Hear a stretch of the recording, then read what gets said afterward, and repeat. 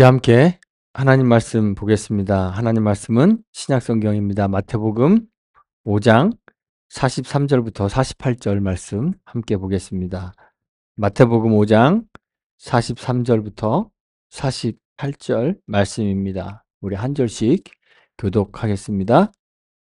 제가 먼저 읽습니다. 또 내 이웃을 사랑하고 내 원수를 미워하라 하였다는 것을 너희가 들었으나 나는 너희에게 이르노니 너희 원수를 사랑하며 너희를 박해하는 자를 위하여 기도하라.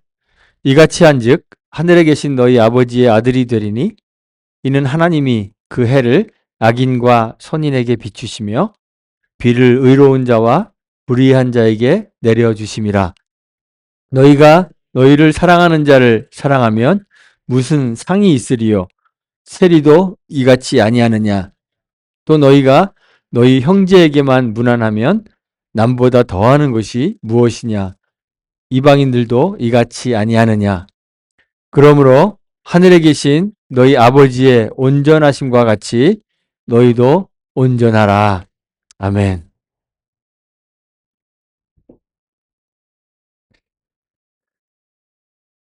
지난주에 우리는 보복에 관한 율법을 주님이 어떻게 해석하셨는지 거기에 대해서 좀 살펴보았습니다. 주님은 하나님의 백성들이 하는 그 사사로운 보복을 금지하십니다. 대신에 자기를 내어주는 온전한 희생을 주님이 요구하신다. 이렇게 저희들이 성경을 통해서 확인했습니다. 그런데 우리가 한 가지 알고 있어야 하는 사실이 있습니다. 이 보복의 금지가 사법의 영역에서의 형벌을 금지하고 있는 것은 아니라는 사실입니다. 사적인 보복을 금지하는 것은 신자의 겸손, 온유, 그런 신자의 성품 때문이기도 합니다. 하지만 또 한 가지는 근본적으로는 보복이 누구에게 달려있기 때문에 그래요? 하나님에게 달려있기 때문에 그렇습니다. 보복은 하나님의 것입니다. 하나님에게 속한 것입니다. 그래서 사적인 보복을 금지하는 것입니다. 하나님이 보복하신다는 것은 세상의 마지막 때 우리가 다 이제 천국 가고 지옥 가는 것이 결정될 때 그때 천상에서 시행되는 그런 심판 그것만을 의미하는 것은 아닙니다. 이 세상에는 하나님께서 위임하신 그러한 당신의 권위를 위임한 기구가 있습니다. 우리는 성경을 보면서 하나님께서 당신의 권세를 한 나라의 정부와 같은 그런 어떤 공적 기관에 맡기셨다고 그렇게 믿습니다. 삼권 분립이 확립된 이런 민주주의 국가에서는 사법부가 그 권세를 가집니다. 바울이 로마서 13장에서 그러죠. 1절에 각 사람은 위에 있는 권세들에게 복종하라. 권세는 하나님으로부터 나지 않음이 없나니 모든 권세는 다 하나님께서 정한 바라. 이렇게 이야기했습니다. 그래서 우리는 이러한 기관들을 통해 하나님으로부터 나온 하나님이 정하신 그 권세를 가진 그 기관들을 통해 그 억울함을 보상받게 되는 것이죠. 보복을 금지하는 주님의 그 율법 해석은 이런 사법적 영역에서의 그런 형벌을 금지하는 것이 아닙니다. 하나님 백성의 성품에 관한 것입니다. 보복 금지가 어떻게 보면 신자에게는 조금 소극적인 면의 방식의 그런 성품이에요. 내가 당했는데 보복은 하지 말아야지. 그런데 오늘 우리가 읽은 이 계명에 대한 주님의 해석은 그것을 넘어서서 조금 더 적극적인 방식의 신자의 성품의 발현이다. 이렇게 이해할 수 있을 것 같습니다. 오늘 우리가 읽은 마태복음 5장 43절부터 48절 이 말씀은 주님이 유대인의 전통, 율법에 대한 해석을 먼저 말씀하시고 그다음에 나는 너에게 이르노니 이렇게 하시면서 율법을 새롭게 해석하는 그러한 계명들이 쭉 나오잖아요. 그중에 이제 마지막 말씀입니다. 유대인들은 내 이웃을 사랑하고 내 원수는 미워하라 이렇게 가르쳤나 봅니다. 주님이 그렇게 얘기하셨습니다. 43절에 보면 또 내 이웃을 사랑하고 내 원수를 미워하라 하였다는 것을 너희가 들었으나 주님이 그렇게 말씀하셨습니다. 구약 성경을 찾아보면 이웃은 사랑하고 원수는 미워하라 이런 계명이 명시적으로 그렇게 적혀 있는 그런 구절이 있을까요? 없을까요? 제가 뒤져봤는데 잘 못 찾겠어요. 그런 구절은 없습니다. 그런데 사람들이 구약 성경을 읽으면서 아마 그런 인상을 받았던 것 같아요. 아, 하나님이 이웃은 사랑하지만 원수는 미워하라고 그렇게 가르치시는 것 같다. 그런 인상을 받았나 봐요. 오늘날에도 많은 사람들이 그렇게 구약 성경을 이해하는 사람들이 있습니다. 많은 사람들이 구약 성경의 하나님과 신약 성경의 하나님이 다르다고 이야기하기도 합니다. 그 차이점을 찾아내는 거죠. 구약의 하나님은 주로 어떤 하나님으로 묘사하냐면 무서운 하나님, 사랑보다는 공의에 치우친 하나님, 그렇게 생각합니다. 그리고 신약의 하나님은 반대로 사랑의 하나님, 공의보다는 사랑에 치우친 하나님이다. 이렇게 생각합니다. 왜 그렇게 생각하냐면 구약 성경에는 여러 가지 우리가 좀 잔인하지 않은가라고 생각할 만한 그러한 일들이 많이 일어납니다. 전쟁들이 특히 그렇습니다. 여리고나 하솔 같은 그런 성과 전쟁할 때는 전멸하라고 그렇게 하나님이 명령하십니다. 그래서 모든 것들을 다 그냥 죽이고 어린아이까지 심지어는 짐승의 새끼들까지 다 죽이는 그런 전멸 전쟁을 벌입니다. 그리고 그 성을 아예 불태워 버립니다. 시편 같은 곳을 보면 자주 등장하는 그 시인의 요청이 있습니다.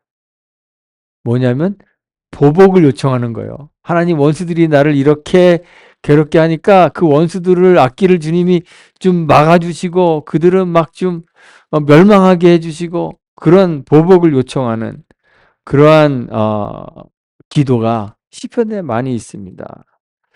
그래서 하나님은 또 거기에 그 응답하시는, 그들은 망할 것이고 그들의 끝은 어떻게 될 것이고 그런 하나님의 음성 같은 것들이 막 적혀져 있습니다. 그래서 이런 것들을 보면서 하나님은, 구약의 하나님은 사랑의 하나님보다는 좀 무서운 하나님, 보복하시는 하나님으로 그렇게 생각하게 만드는 것 같습니다.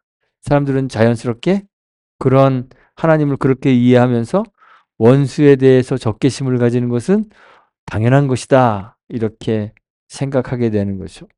그래서 유대인들이 그렇게 가르쳤습니다. 이웃은 사랑하지만 원수는 미워하라, 이렇게 가르쳤을 것입니다. 그런데 원수에 대한 보복은 원래 누구에게 속한 거예요? 하나님에게 속한 것입니다. 그리고 이 세상에서는 하나님께서 위임한 권세에게 임시로 위임된 것이기 때문에 원수를 미워하는 것이 하나님 백성의 그런 성품이나 덕목이 되어서는 안 되는 거예요. 이스라엘이 싸웠던 정복 전쟁들은 사실은 이스라엘의 전쟁이 아닙니다. 하나님의 전쟁을 이스라엘이 대리로 수행하는 것이었어요. 그래서 하나님이 그러십니다. 전쟁은 누구에게 속한 것이다? 내게 속한 것이다. 하나님, 당신에게 속한 것이라고 하나님 그렇게 말씀하십니다. 그러니 이 전쟁들은 이스라엘의 전쟁이 아니라 하나님의 전쟁입니다. 이 전쟁들은 하나님을 대적하는 세상과의 관계를 보여주는, 어떻게 보면 일종의 비유와도 같은 것이에요. 그래서 이 전쟁에 대한 하나님의 심판을 하나님 백성들의 삶의 방식에 그대로 적용할 수 있는 계명이다. 이렇게 이해하는 것은 옳지 않은 것이에요. 하나님은 오히려 율법을 보면 내 이웃 사랑하기를 내 자신과 같이 하라 이렇게 말씀하셨는데 그 계명이 어디에 나오냐면 레위기 19장 18절에 나와요. 그런데 그 계명 앞에 보면 어떤 내용이 있냐면 원수를 갚지 말며 그렇게 되어 있습니다. 그러니까 하나님은 원수를 미워하라고 가르치지 않으시고 오히려 원수를 갚지 말라고 그렇게 가르치십니다. 그런데 유대인들은 이웃 사랑에만 어느 정도 관심을 가진 거예요. 그래서 예수님께서 내 이웃을 내 자신과 같이 사랑하라 이런 구약의 말씀을 인용하여 말씀하셨을 때 누가복음 10장에 보면 한 율법 교사가 예수님에게 묻습니다. 그러면 내 이웃이 누구입니까? 이렇게 물었어요. 유대인들이 이 계명을 지킬 때 사람들을 몇 가지 부류의 사람들로 이렇게 구분하는 거예요. 저는 한 세 가지 부류로 구분하지 않았을까 이렇게 생각해요. 첫 번째는 내가 미워해야 될 원수들. 두 번째 부류의 사람들은 미워하지도 않지만 사랑할 필요도 없는 어떤 뭐 아무런 상관이 없는 사람들. 세 번째 부류는 내가 사랑해야 될 이웃들. 이렇게 구분을 해놨어요. 그래서 이 계명을 지키기 위해 내 이웃을 내 몸과 같이 사랑해야 된다라는 이 계명을 지키기 위해 이스라엘 유대 사람들은 유대인들은 이제 연구하기 시작한 거죠. 내가 사랑해야 될 이웃이 그럼 누군가? 그 경계를 정해 놓아야 했어요. 그래서 이런 종류의 사람은 내가 사랑할 수 있고 이런 종류의 사람은 내가 미워해야 되고 유대인들은 이방인들을 아주 경멸했습니다. 이방인들은 사랑할 수 있는 사람인가요? 없는 사람인가요? 사랑할 수 없는 사람입니다. 한 랍비가 그랬습니다. 하나님이 이방인들을 존재하게 하신 이유가 뭘까? 누가 이렇게 물어봤더니 랍비가 그랬대요. 지옥의 땔감으로 쓰기 위해서다. 이렇게 말할 정도로 이방인들을 경멸했어요. 사마리아인들은 어떨까요? 유대인들에게 사마리아인들은 이방인들보다 더더욱 경멸을 받았습니다. 개처럼 여겼습니다. 어떻게 보면 개보다 더 더러운 존재로 그렇게 여긴 것 같아요. 그래서 농담으로 그렇게들 얘기를 합니다. 이 거룩의 정도가 있는데 유대인 남성, 유대인 여성, 그 다음에 이방인, 개, 사마리아인 이렇게 생각했대요. 결코 사랑할 수 없는, 사랑해서는 안 될 부류의 사람들이 있었습니다. 경멸하고 미워해야 되는 부류의 사람들도 있었어요. 이런 방식으로 유대인들은 정한 거예요. 내가 누구를 사랑할 것인가? 내 이웃이 누구인가? 그런데 예수님께서 율법 교사의 이 물음, 그럼 내 이웃이 누구입니까? 라는 물음에 대해서 예수님이 대답을 하셨는데 어떤 대답을 하셨죠? 기억나시나요? 선한 사마리아인의 비유를 주님 말씀하십니다. 그리고 나서 오히려 물어보세요. 누가 강도 만난 자의 이웃이 되겠느냐? 이렇게 물어보십니다. 예수님의 이 물음은 누가 내 이웃인가? 이거를 찾는 것에서부터 생각을 전환을 시키시는 거예요. 문제를 전환시키시는 거예요. 누가 내 이웃인가를 찾는 것이 아니라 내가 어떻게 타인의 이웃이 될 것인가 그것을 찾는 것으로 문제를 전환시키시는 거예요. 율법 교사는 예수님의 이 물음에 사마리아 사람입니다. 이렇게 대답하지 하고 싶었을까요? 안 하고 싶었을까요? 안 하고 싶었어요. 예. 예수님이 이렇게 세 부류의 사람을 그 비유로 말씀하셨잖아요. 그렇죠?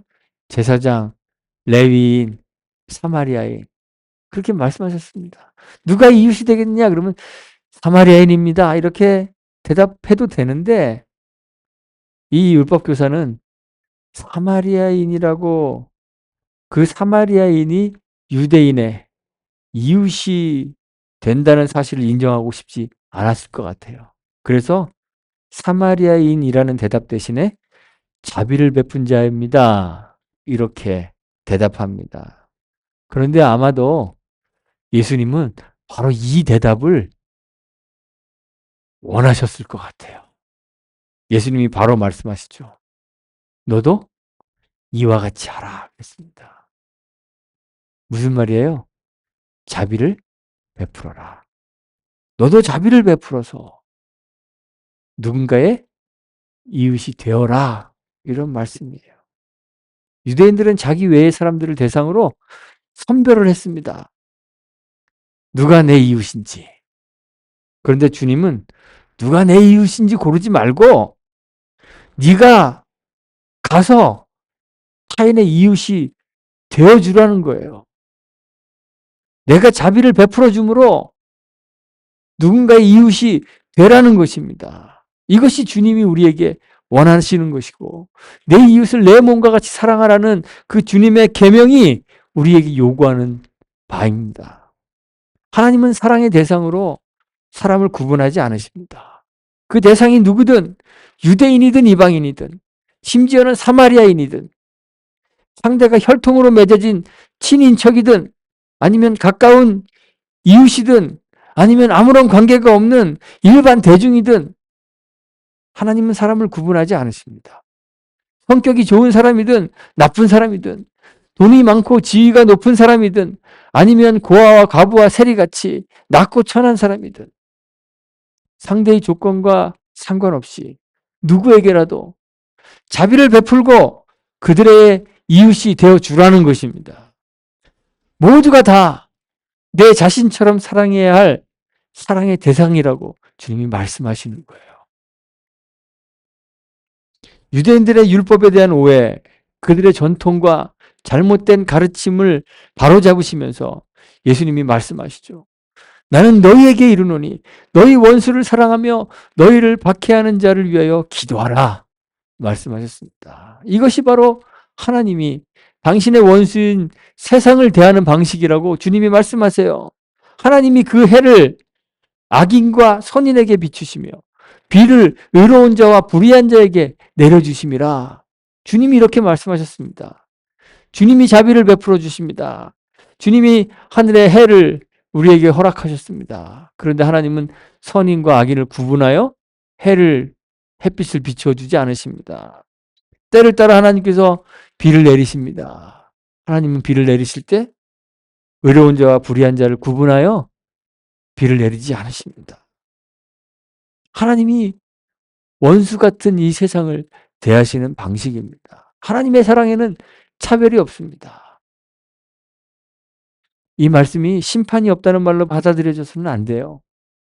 심판은 하나님의 공의와 관련된 것이고 하나님 나라의 사법의 영역이에요. 하나님은 마지막 때에 심판자로 세상을 심판하실 것입니다. 하나님의 이 차별 없는 사람은 하나님 나라의 존재 방식을 이야기하는 거예요. 하나님 나라의 백성의 성품에 관한 얘기예요. 하나님이 어떠한 분이신가를 보여주는 거예요. 하나님은 그러한 분이세요. 이런 사랑이 하나님이 우리를 하나님 백성으로 만드셨던 그런 방식이에요. 우리는 다 하나님의 원수였잖아요. 죄라는 것이 본질적으로 하나님과 원수되게 하는 것입니다. 죄는 있는데 하나님과 원수는 아니다. 이런 게 세상에 있을까요? 없을까요? 없어요. 죄라는 것은 본질적으로 하나님과 대적합니다. 죄라는 것은 하나님에 대하여 스스로를 높이는 것이에요. 스스로가 하나님처럼 되려는 욕망입니다. 하나님 자리에 하나님 밀어내고 자기가 앉으려는 그러한 욕망이 죄예요. 이것이 죄의 본질입니다. 아담이 그랬잖아요. 하나님처럼 되려고. 하나님이 그것을 인정했잖아요. 선악을 아는 일에 우리와 하나가 되었다. 하나님처럼 돼버린 거예요. 그것이 죄의 본질입니다. 그래서 죄라는 것은 본질적으로 하나님을 대적합니다. 그러니 죄가 세상에 들어오는 모든 인류, 즉 우리는 다 하나님의 원수가 된 것이죠. 여러분들 다 하나님의 원수였습니다. 그런데 만약 하나님이 이웃은 사랑하고 원수는 미워하셨다면 우린 다 어떻게 됐을까요? 뭐 생각해보나 마나 아니겠어요. 그렇죠? 그런데 하나님은 원수를 미워하지 않으셨습니다. 이 사실에 대해서 바울이 로마서 5장에서 고백합니다. 바르게 고백합니다. 로마서 5장 8절 여러분들 다 아시잖아요. 우리가 아직 죄인 되었을 때 그리스도께서 우리를 위하여 죽으심으로 하나님께서 우리에게 대한 자기의 사랑을 확증하셨느니라. 죄인 된 우리를 하나님이 얼마나 사랑하시는지를 보여주시기 위해서 그리스도께서 우리를 위하여 죽으셨다는 거예요. 5장 10절에서는 또 이야기합니다. 곧 우리가 원수 되었을 때 그의 아들의 죽으심으로 말미암아 하나님께서 화목하게 하셨은즉 화목하게 된 자로서는 더욱 그의 살아나심으로 말미암아 구원을 받을 것이니라 그랬습니다. 하나님이 우리와 화목하시기 위해 우리를 사랑하시기 위해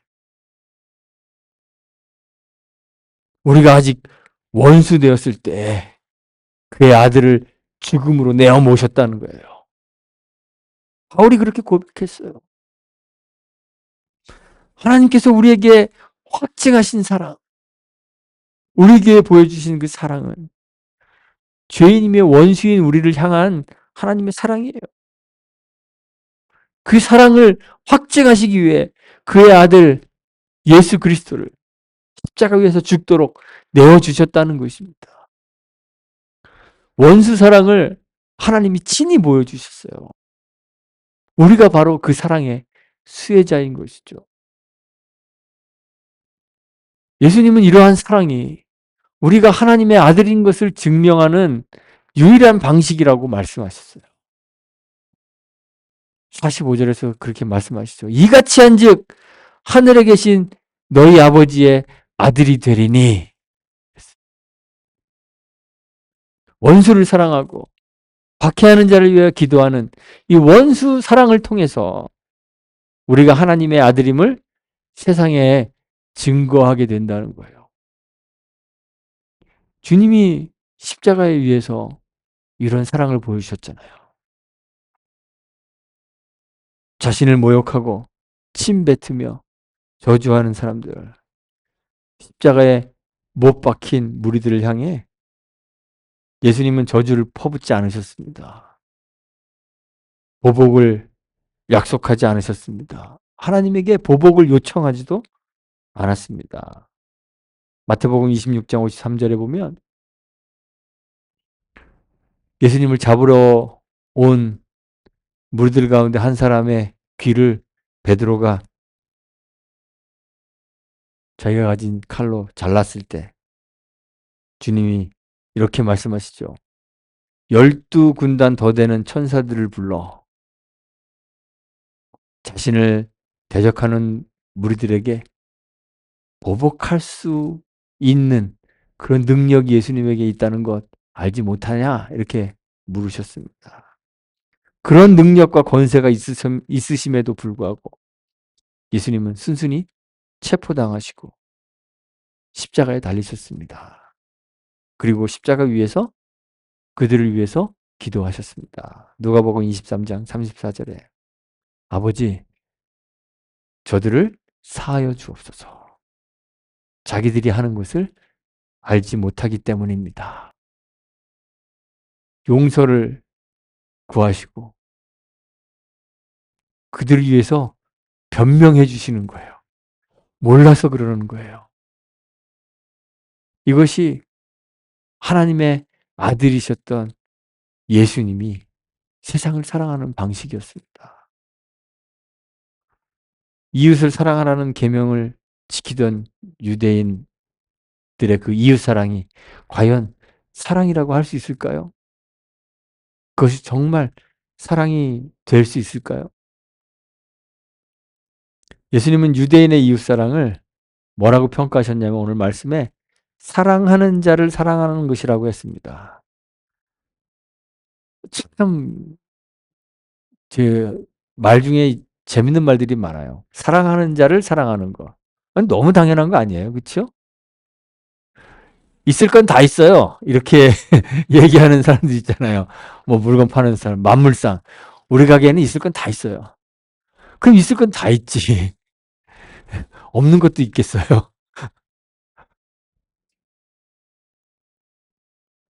사랑하는 자를 사랑하지 않는 사람이 세상에 어디 있겠어요. 마태복음 7장에 보면 예수님이 그렇게 말씀하세요.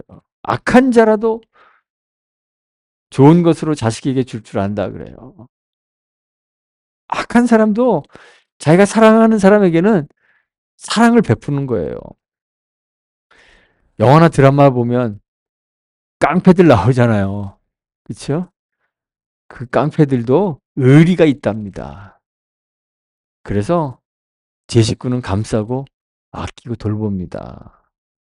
누구든 다 그렇습니다. 유대인이 혐오하는 이방인들도 심지어는 개보다 못하게 여기는 사마리아인들도 이런 방식의 사랑은 다 하는 것입니다. 이런 수준의 사랑이 하나님 백성의 삶의 방식이 될 수 있겠습니까? 그렇지 않다는 거예요. 예수님은 하나님 백성에게 온전함을 요구하십니다. 이 마태복음 5장에서 우리가 지금 보고 있는 것은 하나님 백성의 온전함이에요. 겉으로 흉내내는 세상의 흔한 사랑이 아니라 우리 안에 거하셔서 우리의 새로운 정체, 새로운 자아가 되어주신 그 하나님의 영이 우리의 삶을 통해서 온전히 드러나는 것, 그것을 주님이 원하시는 거예요. 우리가 새롭게 변화된 하나님 나라의 백성임을 좀 증명하면서 살아라. 주님이 그렇게 요구하시는 거예요. 사랑하는 자를 사랑하는 사랑, 형제에게만 무난하는 그러한 사랑, 이방인 세리들도 다 하는, 세상이 다 하는 그런 정도의 거룩함이 아니라 원수인 우리를 위해서 아들도 아끼지 않았던 그 하나님의 사랑으로 좀 사랑하라는 거예요. 자신을 십자가에 못 박은 원수들을 향해 사랑을 베푸셨던, 그들을 위해 기도하셨던 예수님의 그 희생의 사랑으로 우리 안에 그 주님이 살아계시고 계시다는 사실을 좀 증명 좀 해보라는 이야기입니다. 세상에 하나님을 증거하는 거룩한 사람들이 되라는 거예요. 우리가 하나님의 아들이라는 것을 좀 보여주라는 것입니다. 그래서 예수님이 모인 무리들을 향해서 그렇게 말씀하신 거예요. 그러므로 하늘에 계신 너희 아버지의 온전하신 같이 너희도 온전하라 명령하신 거예요.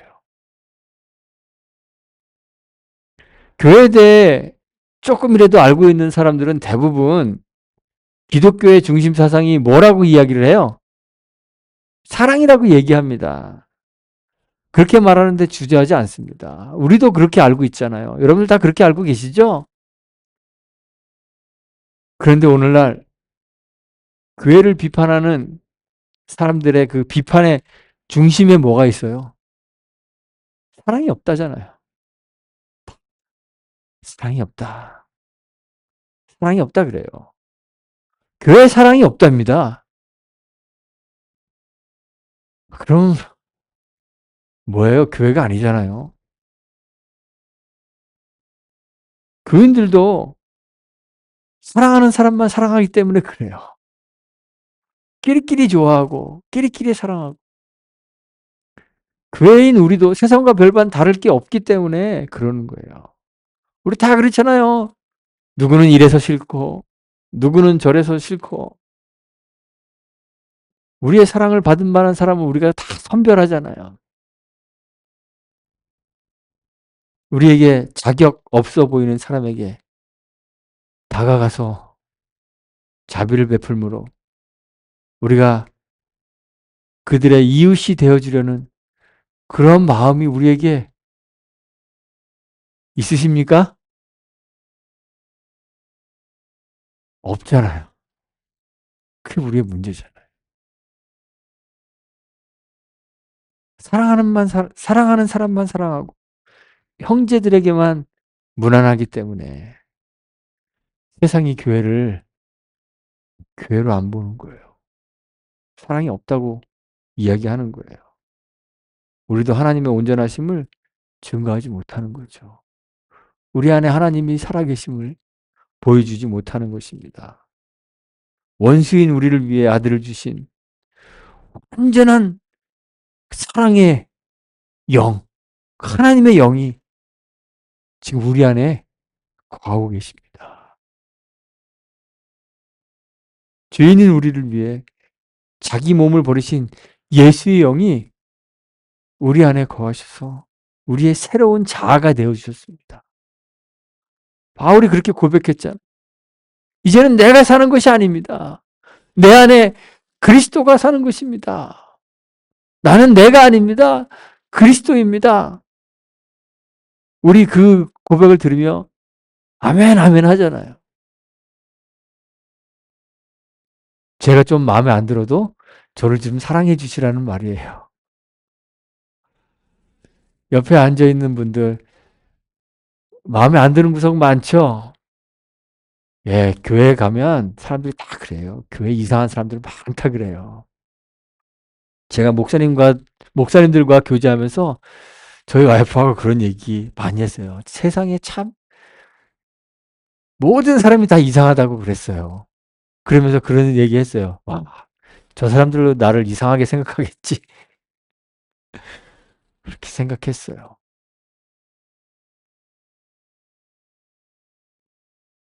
옆에 있는 분들 다 보세요. 이상하잖아요. 근데 가서 사랑을 좀 베푸십시오. 자비를 베푸십시오. 우리가 하나님의 아들임을 좀 증거하십시오. 주의 온전한 사랑으로 확인하십시오. 우리의 자아를 허무십시오. 절대로 사랑할 수 없을 것 같은 그러한 사람들을 향해서 주의 인자와 자비를 베푸십시오. 그들을 섬기십시오. 그리고 기도하십시오. 세상의 방식이 도달할 수 없는 하나님의 온전한 사랑으로 이웃을 사랑하십시오. 그렇게 되면 세상이 우리가 하나님의 아들인 것을 알게 될 것입니다. 하나님이 살아계신 것을 알게 될 것입니다. 주님의 빛이 그때 비로소 세상에 비추어지게 될 것입니다. 세상이 할 수 없는 이 방식으로 하나님의 온전한 사랑으로 사랑하는 하나님의 아들을 주의 제자들이 다 되실 수 있기를 주님의 이름으로 축원하고 부탁드리겠습니다. 기도하겠습니다. 하나님 감사합니다. 우리를 향하신 하나님의 그 다함이 없으신 사랑에 감사드립니다. 원수인 우리를 미워하지 않으시고 사랑하시고 아들을 주시고 우리를 구원하여 하나님의 이름으로 불리는 아들 삼아 주셨으니 감사합니다. 주의 온전하심을 닮은 주의 자녀가 되었으니 우리도 주님과 같이 온전한 사랑으로 서로를 사랑하게 하시고 그 사랑으로 세상에 주의 빛을 밝히는 빛으로 살도록 은혜 베풀어 주옵소서. 예수님의 이름으로 기도합니다. 아멘.